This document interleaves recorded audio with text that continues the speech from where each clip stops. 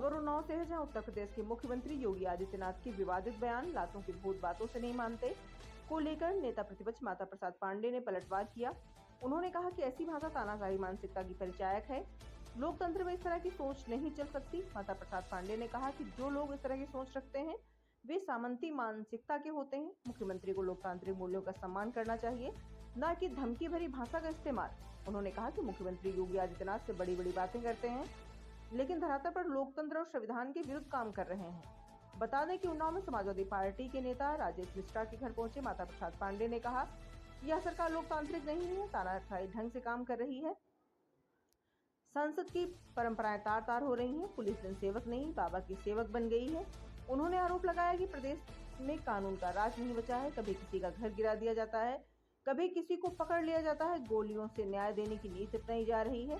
ये संविधान के खिलाफ है। उन्होंने कहा कि सरकार 29,600 स्कूलों का विलय नहीं कर रही, उन्हें ध्वस्त करने की साजिश कर रही है। बच्चों को दूर स्कूल भेजा जाएगा। इन शिक्षा विरोधी नीति है। उन्होंने कहा कि इन स्कूलों का सम्मेलन करके स्कूल में मिला दिया जाएगा। जो बच्चे पास के स्कूलों में पढ़ते हैं वे अब दूर कैसे जाएंगे। यह एक सुनियोजित तरीके से शिक्षा को समाप्त करने की साजिश है। माता प्रसाद पांडे ने कहा कि आंगनबाड़ी सेविकाओं को गिनाकर सरकार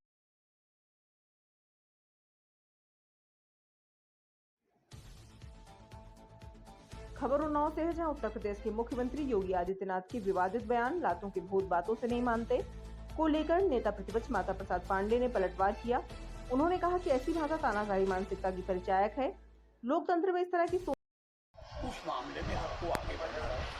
सारी बातें महंगाई पर बात नहीं होती, महंगाई आसमान चली गई। मोदी जी आए थे, कहे थे जो कांग्रेस के टाइम में महंगाई खत्म करने के बाद 10% बढ़ गया, बेरोजगारी हम मिटा देंगे। उस मामले में आपको आगे बढ़ना है। सारी बातें महंगाई पर बात नहीं होती, महंगाई आसमान चली गई। मोदी जी आए थे, कहे थे जो कांग्रेस के टाइम में महंगाई खत्म करने के बाद 10% बढ़ गया, बेरोजगारी हम मिटा देंगे। बेरोजगारी 10% इस पर आप लोगों को इससे आप अपने पार्टी में ये जन आंदोलन करें ना, कुछ सड़कों पे आए उतरे। भाई महंगाई बढ़ी नेताजी स्मृति ईरानी रोड पे उतर ही नहीं रहा। स्मृति ईरानी जब सिलेंडर महंगा हुआ सिलेंडर लेके चल पे रख के चलती नहीं। कितना आंदोलन हुआ है। ऐसा है कि आप कभी देखे होंगे हमारी पार्टी आते हैं, आपने देखा होगा ज्ञापन देते हैं, सबको पर नारा लगाते हुए जाते हैं। अब वो चीज नहीं रहेगी। नेताजी ये भी कहा जाता है कि विपक्ष अब अपनी जिम्मेदारी नहीं निभाता, विपक्ष भी डर रहा है। ये भी कहा विपक्ष भी डर नहीं रहा है। आपने मेरी बात है, जितना मैं मुख्यमंत्री को कह डाला हूँ उतना कोई पब्लिक सड़क पे देखना चाहती है। अभी हम गए थे उनके क्षेत्र में बाबा के, आपने देखा मेरे साथ वो गिरा दिया घर है पूरा। तो चुनावी एजेंडा दे दिया गया। बीजेपी ने कह दिया ये किसका घर गिरा दिया, किसका घर गिरा दिया। गिरा है वो हम समझते हैं छांटा है, गिरा है कि हमने कुछ को हटा दिया, कुछ को गिरा दिया। काफ़ी कराया गोरखपुर में, काफ़ी किया। मैं गया था, मुझे वहाँ जाने नहीं दे रहे।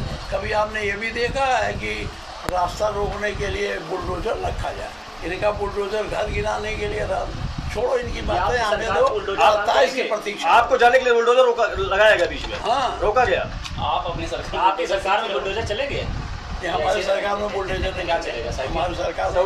हमारी सरकार में न्यायिक रूल ऑफ लॉ, देखो डेमोक्रेसी जो होती है या प्रजातंत्र, रूल ऑफ लॉ, एक व्यक्ति का शासन, तो रूल ऑफ